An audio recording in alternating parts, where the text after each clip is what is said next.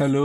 जग पाहायला, जगभर फिरायला कुणाला आवडणार नाही. जगही पाहता येईल आणि करिअरही घडू शकेल, पगार पण मिळेल. असा एक प्रोफेशन मुलींसाठी आहे, तो म्हणजे एअर होस्टेसचा. तुमच्या जवळ जर आकर्षक आणि प्रसन्न व्यक्तिमत्व असेल, उत्कृष्ट संवाद कौशल्य, देशी आणि विदेशी भाषा प्रभुत्व, किमान इंग्रजीवर आणि भारतातल्या मराठी आणि हिंदीवर यापेक्षा जास्त भाषा प्रभुत्व असेल तर अधिक चांगलं. होकारार्थी दृष्टिकोन, हजरजबाबीपणा, दीर्घकाळ काम करण्याची तयारी, इतरांबरोबर काम करण्याची क्षमता, या गोष्टी आणि 12वी किंवा पदवीपर्यंत शिक्षण, उंची 157.5 सेंटीमीटर किंवा अधिक, वय 18 ते 26 दरम्यान, फेअर लुकिंग आणि अविवाहित. सोबतच जर केटरिंग मध्ये डिप्लोमा केला असेल तर अधिक चांगले. अशा तुमच्यासारख्या मुलींसाठी एअर होस्टेस ही एक आकर्षक अशी करिअर आहे. पगारात हे चांगला मिळतो, शिवाय सोबत इतर अनेक सवलती मिळतात. एअर होस्टेस किंवा हवाई सुंदरींना मिळणारा पगार एअरलाइन्स प्रमाणे असा आहे.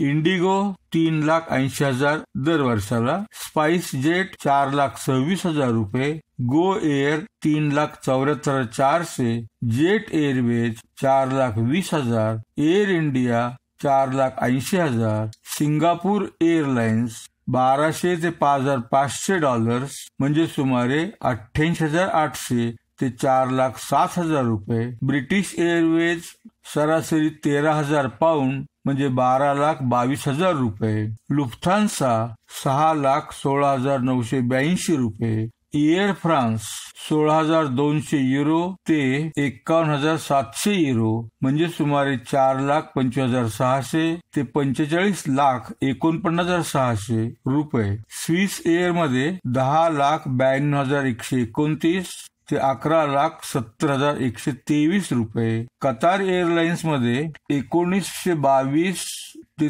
3,57,570 डॉलर दरमहा म्हणजे सुमारे 17,06,736 ते 31,70,164 रुपये पगार मिळतो. याशिवाय इतर सवलती मिळतात. उदाहरणार्थ प्रत्येक ट्रिपचा अलाउन्स, फॅमिलीसह सवलतीच्या दरात air ticket, car rental, lodging इत्यादी. महिन्यात 13 ते 17 दिवस पगारी ऑफ डेज मिळतात. 13 ते 17 दिवसांची सुट्टी मिळतेच महिन्याला.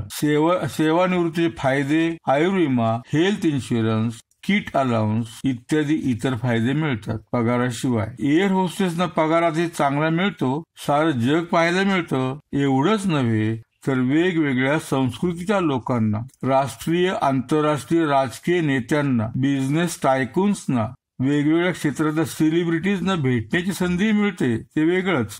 तसं पाहिलं तर एअर होस्टेसचं काम खूपच सोपं आणि आकर्षक वाटत असलं तरी एअर होस्टेसचं काम खूप जबाबदारीचं असतं. प्रत्येक प्रवाशाचे स्वागत करणं, पॅसेंजर्सची काळजी घेणं, प्रवाशांना स्वतःची सुरक्षितता जपण्यासाठी मार्गदर्शन करणं, महत्वाच्या अनाउन्समेंट करणं, सीट शोधून देण्यामध्ये पॅसेंजरची मदत करणं. सगळेच पॅसेंजर एकसारखे नसतात. जर एखाद्या पॅसेंजरने काही त्रास देण्यास सुरुवात केली तर स्वतः शांत राहून आदबीने त्या पॅसेंजरलाही शांत करणं इत्यादी कर्तव्ये एअर होस्टेसला पार पाडावी लागतात.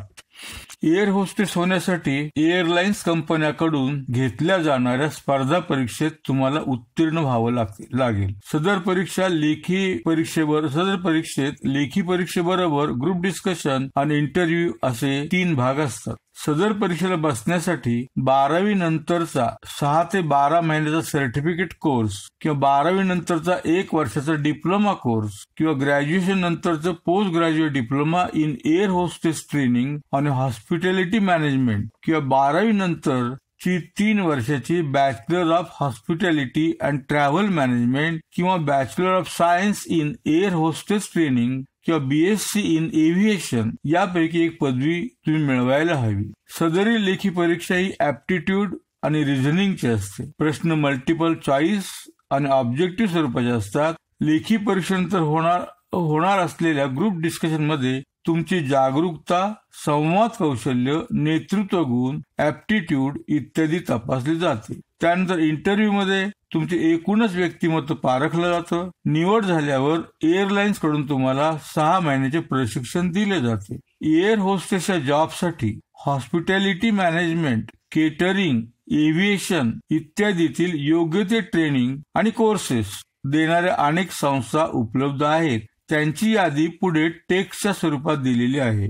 एअर होस्टेस म्हणून करिअर करण्याचे ध्येय असणाऱ्या तुम्हा सर्व मुलींना तुमचे उद्दिष्ट याची डोळा पूर्णत्वास जावो यासाठी मनपूर्वक शुभेच्छा. Wish you all the best. God bless you. Take care.